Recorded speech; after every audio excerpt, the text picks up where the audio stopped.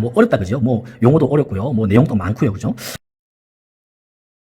요하 샬롬 반갑습니다.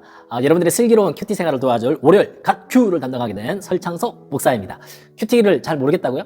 큐티가 어렵다고요? 아니요. 저와 함께 큐티를 처음부터 끝까지 함께 해 가시다 보면 큐티가 이렇게 어렵지 않구나, 쉽구나, 재미있구나, 유익하구나, 은혜롭구나 라는 것을 깨닫게 될 줄로 믿습니다. 큐티를 하기 위해서 여러분들 첫 번째 준비될 게 있겠죠. 첫 번째는 뭐냐면 큐티책입니다. 큐티책. 이번에 우리가 3, 4월 큐티책인데요. 3, 4월 큐티책 구입하지 못한 친구들이 있을 것 같아요. 전혀 걱정하지 않아도 됩니다. 우리 모두가 갖고 있는 또 다른 책이 있죠. 바로 성경책입니다. 성경책으로도 충분히 큐티를 할 수 있습니다. 오늘은 큐티책이 없는 친구들을 좀 배려해서 목사님도 큐티책을 하지 않고 이렇게 따로 성경 구절만 페이퍼로 준비를 했습니다. 이것으로 함께 큐티할 거니까요. 전혀 무리하지 않고 여러분들 집에 있는 큐티책을 펼치셔도 되고 성경책을 펼치셔도 되고 이렇게 함께 큐티를 따라와 주시면 좋겠습니다. 그렇다면 큐티를 하는데 세 가지만 생각하면 좋을 거예요. 첫 번째는 모든 성경은 하나님의 감동으로 된 것으로. 아시죠? 성경은 성령에 의해서 우리가 깨우침을 받을 수 있습니다. 그래서 첫 번째는 성령님 내가 오늘 큐티합니다. 오늘 말씀을 깨우쳐 주옵소서 라는 기도가 첫 번째로 필요합니다. 두 번째는 뭐냐면 큐티를 통해서 하나님을 발견하는 겁니다. 이 본문 말씀에 하나님 어떤 분이시지? 도대체 하나님 어떤 분으로 이 본문을 소개하고 있지? 하나님 발견하는 거예요. 두 번째로 하나님 발견했습니다. 그럼 뭘 할까요? 세 번째로는 그 하나님이 나에게 어떤 말씀을 하시는가? 그 하나님께서 나에게 어떤 교훈을 주시는가를 발견하면 됩니다. 첫 번째는 성령에 의지해서 기도합니다. 두 번째는 하나님을 발견합니다. 세 번째는 나에게 주시는 교훈을 생각하고 그 삶을 살기를 기도하는 것으로 마치면 되겠습니다. 너무 쉽죠? 우리 함께 이 세 가지로 큐티를 시작하도록 하겠습니다. 첫 번째로 성령을 의지해서 함께 기도하겠습니다. 제가 기도할게요. 사랑해 주님, 슬기로운 큐티 생활을 위하여서 첫 번째 시간 우리 함께 큐티를 합니다. 큐티책을 펼치고 성경책을 펼치며 하나님 말씀 안으로 들어가려고 하오니 성령께서 깨우쳐 주셔서 하나님의 깊은 말씀의 은혜를 깨닫는 귀한 시간 되게 하시고 하나님을 발견하고 내게 주시는 교훈을 발견하여서 그 삶대로 살아가는 우리 모두가 될 수 있도록 축복하여 주옵소서. 예수님의 이름으로 기도드립니다. 아멘. 네, 오늘 큐티 말씀은 에스겔 45장 말씀 되겠습니다. 우리가 에스겔 말씀을 좀 어렵게 생각하는 것은 하나님의 선지자 에스겔을 통하여서 바벨론 포로 중에 있는 유대인들에게 예언적인 메시지를 환상적으로 보여주셨기 때문입니다. 그래서 우리가 조금 어렵게 생각하는 것 같지만 성령께서 깨우쳐 주시는 만큼 우리가 그 교훈을 깨달을 수 있으리라 저는 생각을 합니다. 에스겔서 45장 말씀을 함께 좀 살펴보기 전에 문단을 좀 나누면 좋을 것 같아요. 1절부터 한 8절까지 말씀 보니까 7절까지 말씀 볼까요? 1절부터 7절까지 말씀 보니까 땅 분배가 나와요. 땅에 대한 이야기가 나옵니다. 땅. 8절부터 한 12절까지 말씀 보니까 왕에 대한 이야기도 나오고요. 또 통치자들 이야기도 나오고요. 그 다음에 그러다 보니까 정의와 공의를 위하여서 공정한 조울과 공정한 에바와 공정한 밭에 대한 규율이 나오고 있습니다. 그리고 13절부터 마지막 절까지 보니까 뭐라고 나오죠? 제사의 예물에 대한 이야기를 나누고 있네요. 그래서 세 단원으로 좀 우리가 내용을 구분해서 살펴볼 수 있을 것 같습니다. 함께 우리 한 절부터 한번 살펴볼까요? 너희는 제비 뽑아 땅을 나누어 기업으로 삼을 때에 한 구역을 거룩한 땅으로 삼아 여호와께 예물로 드리지니라. 길이는 25,000척, 너비는 10,000척이요. 이 구역 안은 전부가 거룩하니라. 그 중에 성소에 속할 땅은 길이가 500척, 너비가 500척 네모 반듯하여 그 외에 사방 신척을 전원이 되게 하되 이 측량한 가운데 길이는 25,000척, 너비는 10,000척을 측량하고 그 안에 성소에 둘지니 지극히 거룩한 그 안에 성소를 두고 거룩한 곳이다 했습니다. 그것은 성소에서 수종드는 제사장들과 곧 하나님께 나아가서 수종드는 자들에게 주는 거룩한 땅이니 그들이 집을 지을 땅이며 성소를 위한 거룩한 곳이니라. 또 길이 25,000척, 너비는 10,000척을 측량하여 성전에서 수종들을 레위 사람들에게 돌려 그들이 거주지로 삼아 마을 수문을 세우게 하고 구별한 거룩한 구역 내에 너비 5,000척, 길이는 25,000척 측량 성읍의 기지로 삼아 이스라엘 백성 온 백성에 돌리고 드린 거룩한 구역과 성읍의 기지된 땅의 좌우편에 곧 드린 거룩한 구역의 옆과 성읍의 기지 옆의 땅을 왕에게 돌리되 동쪽으로 국정까지 그 길이를 하나로 갖게 해라. 그 다음에 왕에게 돌려 이스라엘 가운데 기업으로 삼게 하면 나의 왕들이 왜 왕에게 좋냐 하니까 내 백성을 압제하지 아니하리라. 그 나머지 땅 이스라엘 족속의 그 지파들을 줄지니라. 여호와께서 이같이 말씀하시니라. 이스라엘 통치자들아 너에게 만족하는 너희는 포악과 급들을 제거하여 버리고 정의와 공의를 행하여 내 백성 속여 빼앗는 것을 그칠지니라. 여호와의 말씀이니라. 너희는 그래서 공정한 조울과 공정한 에바와 공정한 밭을 쓸지니라.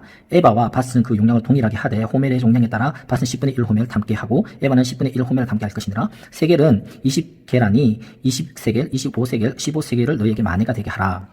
너희가 마땅히 드릴 예물은 이러하니라. 밀 한 호멜에서 60분의 1 에바를 드리고 보리 한 호멜에서 60분의 1 에바를 드리고 기름은 정한 규례대로 한 골에서 10분의 1 밭을 드릴지니 기름의 밭으로 말하면 한 골은 10밭 곧 한 호멜이며 10밭은 한 호멜이라. 또 이스라엘의 윤택한 초장이 가축에서 200마리에서 한 어린 양 한 마리를 드릴 것이니라. 백성에 속죄하기 위하여 이것을 소제와 번제와 감사제물로 삼을지니라. 주 여호와의 말씀이니라. 이 땅의 모든 백성들은 이 예물을 이스라엘 군주에게 드리고 군주의 본분은 번제와 소제와 전제를 명절과 초하루가 안식일과 이스라엘 족속의 모든 정한 명제를 갖추는 것이니 이스라엘 족속을 속죄하기 위하여 이 속죄제 소제, 번제, 감사, 제물을 갖출지니라. 아멘.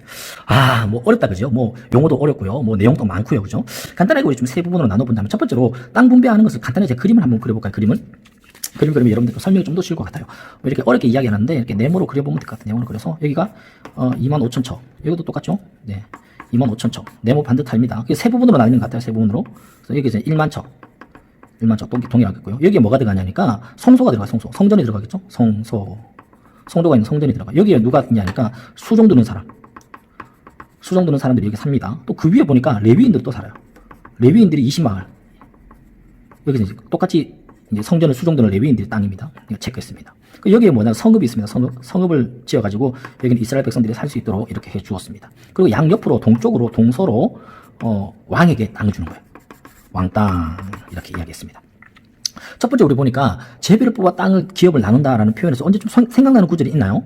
성경책 많이 본 친구들 하나 생각날 거예요. 요수아 14장에 보면 가나안 땅에 정복하고 하나님이 요수아와 더불어서 가나안 땅을 분배할 때 어떻게 분배하냐? 누구는 뭐 분당으로 가냐? 누구는 강남으로 가냐? 어떻게 정할까요? 제비를 뽑는 거예요. 제비를 뽑았어요. 제비를 뽑아서 땅을 분배했던 그 희망적이고 소망이 있는 우리 땅이 생기는 광야 생활 그쪽에 땅이 생기는 건 얼마나 설레고 좋은 시간이겠어요? 동일하게 포로 중에 있는 바벨론 포로 중에 있는 이스라엘 백성들에게 이 예언을 주는 거예요. 너희들 제비 뽑아 땅을 나눌 거예요. 우리가 이제 다시 돌아갈 수 있겠구나. 소망과 희망이 생기는 것 같아요. 그런데 첫 번째로 하는 게 뭐냐 하니까 거룩한 땅을 하나님께 여호와께 먼저 드리는 거예요. 뭐죠? God first.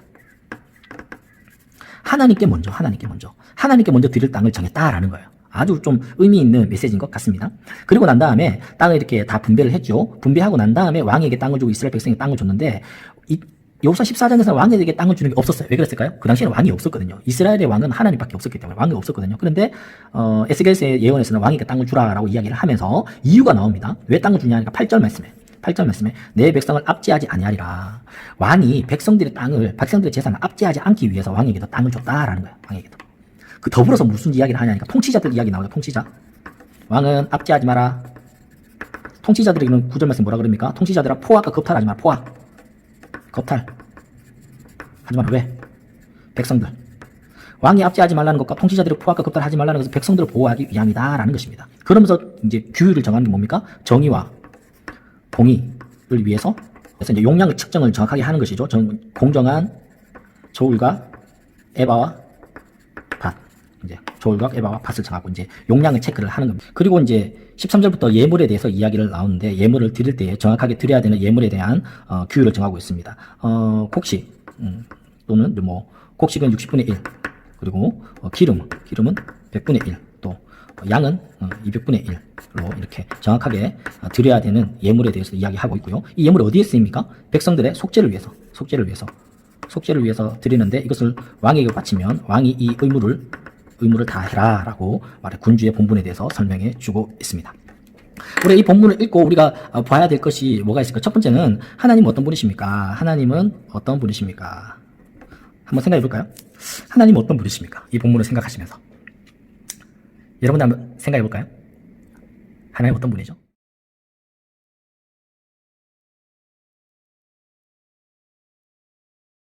저는 이 본문을 보면서 두 가지로 생각했습니다. 첫 번째로는 하나님은 God first. 하나님은 내 삶에 첫째가 되고 싶어 하시는구나 라는 생각을 했습니다. 두 번째로 한 가지 더 생각이 들었던 거는 하나님은 공의와 정의의 하나님이시구나 라는 생각을 했습니다. 네, 요 본문 말씀이랑 이제 요 본문 말씀 중에서 1절과 9절 말씀이죠. 1절 9절. 그래서 두 번째로 나에게 주시는 교훈은 무엇일까요? 여러분들에게 주시는 교훈은 무엇일지 한번 생각해 봅시다. 이 본문 말씀이 주는 나에게 주는 교훈.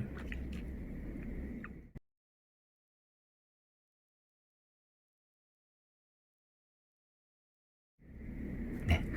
목사님은 위에 이제 하나님에 대해서 두 가지로 살펴보거든. 하나님이 God first, 내 삶의 첫째가 되기를 원하신다. 그렇다면 나에게 주는 교훈은 내 삶의 오늘의 지금의 우선순위를 좀 정해보자. 오늘 또 바쁜 하루를 살게 될 텐데, 오늘 또 월요일인데, 이번 한 주간도 내가 또 일상의 삶을 살아가게 될 텐데, 가장 우선순위는 무엇일까? 하나님이 되면 좋겠다. 두 번째로는요, 공의와 정의에 대해서 한번 살펴보면 좋을 것 같아요. 공의, 정의. 내 삶의 공의와 정의는 무엇인가? 예를 들어서 뭐 공공질서? 또는 뭐 세금이나 법률을 따르는 것들? 나의 의무와 책임 무엇일까? 17절에 왕의 본분에 대해서 이야기하고 있고요. 또 왕은 압제하지 말아라. 또 통치자들도 부하가 급탈을 하지 말아라. 그러면서 정의와 공의를 이야기하면서 공정한 조율과 공정한 에버와 공정한 파스스라고 이야기하고 있는데, 나는 공의와 정의로운 삶을 살고 있는가? 나의 의무와 책임을 다하고 있는가? 라는 살펴보면서 우리의 삶에 적용해 보면 좋겠습니다. 네, 어떻습니까? 이렇게 우리가 큐티를 함께 해보았는데, 물론 본문만 대하면 좀 어려운 것 같지만, 함께 해보니까 그렇게 어렵지 않죠? 네, 목사도 이렇게 좀 여러분들 함께 해보니까 더 풍성한 말씀이 되는 것 같습니다. 그렇다면, 첫 번째로, 우리가 기도했던 것처럼 성령께서 깨우쳐 주시는 바가 무엇인지, 두 번째로 하나님 어떤 분이시냐, 세 번째로 내게 주시는 교훈은 무엇인가를 한번 적어보면서, 적용을 좀 구체적으로 하면 좋을 것 같아요. 실천 가능한 부분. 오늘 저녁이 되었을 때 내가 이것을 과연 실천했는가 하지 않았는가를 점검해 볼 수 있을 만큼 구체적으로 적용을 해볼 수 있으면 좋겠습니다. 에스겔서 말씀이 조금 어려운 것 같지만 우리가 월, 화, 수, 목 이제 4일만 하면 금요일부터 시편 말씀으로 시작이 됩니다. 소망을 가지시고 오류와 큐티책 구입하시고, 큐티책 굳이 없는 친구들도 성경책으로 함께 큐티를 따라갈 수 있을 것 같습니다. 오늘 하루도 오늘 주신 교훈의 말씀을 따라서 God first, 하나님을 최우선에 두는 우선순위의 삶, 두 번째로 내 삶의 정의와 공의를 실천할 수 있는 여러분들 될 수 있기를 바라면서, 또 여러분들이 묵상한 또 큐티의 말씀이 있다면 그 말씀을 가지고 오늘 한날을 살아낼 수 있으면 좋겠습니다. 제가 기도하고 큐티 마치도록 하겠습니다.